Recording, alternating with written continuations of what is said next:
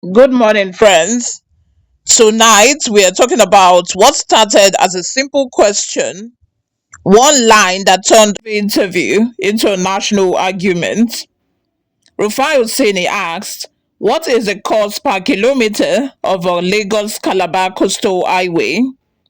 But instead of a simple answer, like it's around 4 billion naira per kilometer, we got a storm of technical talk, lectures about engineering, and even a public challenge from the Minister of Works, David Umahi, to the Oyo State Governor Seyi Makinde. Makinde said Umahi was dancing around the question. Umahi said Makinde should withdraw his statement or come for a public debate. So today, we are breaking it down. Why was it so hard to answer a simple question? Can a government really say they don't know the cost per kilometer? And what does this old drama say about transparency and honesty in governance? Let's start simple. Imagine you hire a builder to construct your fence around your. You agree on 1 million naira in total, and your fence is 100 meters long. Naturally, you can say your cost per meter is 10,000 naira, isn't it? Hmm. If someone asks, how much per meter, you don't start quoting cement prices or weather conditions. You give the total divided by the length. That's all Nigerians were asking Umahi to do. Just give us the rough number. But instead, we heard about contingencies, variations, and future adjustments. Fine, those exist, but then still, an estimate should be available. Nigerians aren't asking for rocket science, they just want to know what their money is building. So my question still persists as regards the cost per kilometer. You cannot tell me that we don't have a right to know the cost per kilometer. Even if it's an undulating landscape, give us all the facts and the details of the cost per kilometer. That's all we'll ask for. Other questions as regards the loans taken. Let me finish. No. I will Let keep me quiet finish. for you to damage Let me information. finish. Listen to me. Minister, you will not allow me to speak. The minister will not allow me to speak. No. Don't do that with me. Minister will not allow me to speak. I was in your studio. Minister will not allow me when the first section was on, and I ran the figures. And what you're asking us is 750 kilometers of coastal highway. We should tell you cost per kilometer. So you multiply by 750. That's nonsensical. No, so tell me the cost per kilometer. There's nothing too hard for you to tell me that figure. You've not still told me that figure, so I was right on that point. The second point, because you don't understand anything. The second point I'm trying to make is you don't understand anything. I'm a professor in this field. Okay. You don't understand anything. What university gave you professorship in this field? You cannot ask me to tell you a cost. What university gave you professorship in engineering? I didn't know you were Professor Umahi, Minister. I didn't know. So please, you have not been able to. You have never. I'm professor in practice. In practice. I'm professor in practice. Okay. I understand engineering very well. So secondly, and you have no knowledge of what you're asking. If you will let me, you have no knowledge. If you will let me ask. So you keep quiet. Okay. And then stop. Okay. You know. Minister, it's all right. Keep dignifying yourself and let the world see you for who you are. If you allow me speak. The other 100 kilometers that you said they've added to it, we would like to know the cost per kilometer of that one. And the Winsome Homes, the case is in court. Now, I would like to know the cost per kilometer for that one. I would like to also know the over 700 billion first tranche of loan you guys got for this project. Has the money been spent? How was the money deployed?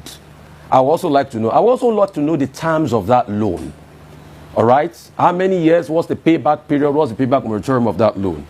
And for the Winsome Homes, isn't it interesting that as somebody that's been a governor in the state, you know the law, a case is in court, and then you're coming to talk about the details of the cases in court. Because you deny that the case was not in court. Now you've already accepted that the case is in court. So is it not just better you thrash it out with the woman that has been reporting a case in public that we all heard, and I ask you questions based on that? So, Minister, just answer the questions. I've got no axe to grind with you. You know that. We've spoken many times. In fact, when your people call to book, I booked them, and I said you should come on air. So please just tell us those information. It's very important, Minister. You want to ask, Why people are asking for the cost of per kilometer? Well, people ask because it helps them check if they are being cheated. For example, if the Enugu-Onitsha Expressway costs 800 million naira per kilometer and the Lagos-Calabar road suddenly costs 4 billion naira per kilometer, the difference raises eyebrows. Maybe Lagos-Calabar has bridges, sand dredging, or coastal protection, fine. Then explain that. But you still have to give a number and tell us why. Umahi's argument was basically this: there is no ambiguity. The cost per kilometer depends on what's inside it: bridges, variations, contingencies, and variation of price. So until we finish, we don't know the real average. To think of it is not wrong technically. Engineers really do work with estimates and adjustments. But here's the thing: even when you don't know the final figure, you always know the budgeted figure. Let's go back to that fence example. If you budget 1 million naira for your fence, even if you might later spend 900,000 naira or 1.1 million naira, your average cost per meter is still 10,000 naira for now. It's an estimate, not a mystery. The logic is simple. When a project starts, you have estimated cost, that is, what you plan to spend. Then the actual cost is what you eventually spend at the end of the day, that is, when the project is completed. The estimated cost is what citizens deserve to know now. The actual cost can come later when the job is done. Refusing to say either makes it look like something is being hidden. Let's imagine a school principal building a classroom block. He signs a contract for 50 million naira to build 10 classrooms. Even before they lay the foundation, he already knows one classroom is 5 million naira. If you ask him on camera, "Sir, how much per classroom?" and he replies, "It depends on the windows, the paint, the inflation rate," you will laugh, right? Because the figure is already in the contract. That's why people don't buy Umahi's excuse. It's not that it doesn't know, it's that it doesn't want to say. It just doesn't want to tell us. This is what engineers who work on the field, this is what they know. They know that every serious project has what's called a bill of quantities, that is BOQ, a breakdown of materials, labor, and unit costs. It's the document that says, number one, X naira per cubic meter of sand, Y naira per ton of cement, Z naira per kilometer of asphalt. BOQ will always tell you the planned average cost per kilometer. If you say you don't know, either you haven't looked, you haven't checked, or you are avoiding the question. Now, let's go into the drama between Makinde and Umahi. It was awarded for 10 billion naira, 65 kilometers at that particular time. It's a very simple translation. 65 divided by 10 billion, that's something like 153 million a kilometer. How would they ask a minister, so how much is the coastal road? And then you're dancing around, going to say, no, next kilometer is different from next kilometer. Yeah, what is the average cost? This is the second act. Governor Seyi Makinde jumped in. He said, and I quote, "Minister Umahi should stop dancing around. Just tell Nigerians how much per kilometer. Can that be difficult? Can that be too hard?" Umahi fired back. "Makinde should withdraw that statement or face me in a debate. I'm a senior in and in engineering." Now pause. When someone says, I'm your senior, they've already left the argument and entered ego territory. Nigerians don't care who is senior or who is junior. They care who is actually sincere. Let's be honest, this isn't about degrees or titles. It's about transparency. Whether you are a civic engineer or an electrician, mass is mass. Dividing total cost by total length isn't a senior matter. And if you truly believe your numbers are fair, you should be proud to show them. Honesty has nothing to hide. Let's get to the core of a matter. The problem is not engineering, it's accountability. Nigerians have seen too many inflated contracts, projects where the numbers don't just add up.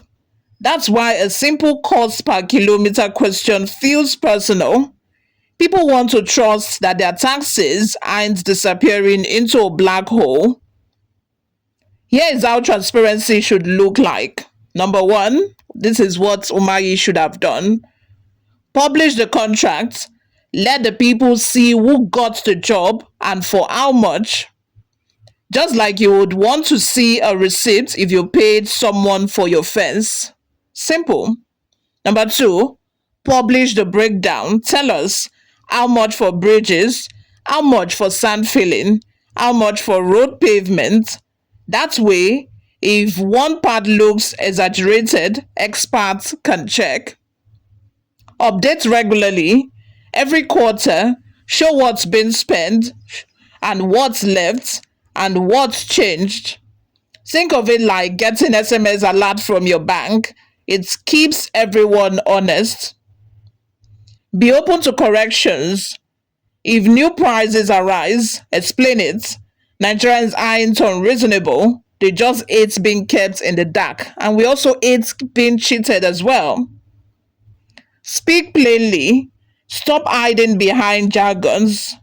If there is inflation, say it. If diesel prices went up, say it. We understand, but don't say we can't know yet. You know, you just don't want to tell us. Dave Umahi invited Makinde to a public debate. Honestly, that debate could be one of the most enlightening events for Nigerians if they both come with documents, not insults. The format should be simple. Umahi, show your ministry's breakdown and BOQ. Makinde, show your state road cost per kilometer. Then let independent engineers compare. No grammar, no shouting, just facts. Because at the end of the day, truth doesn't fear daylight.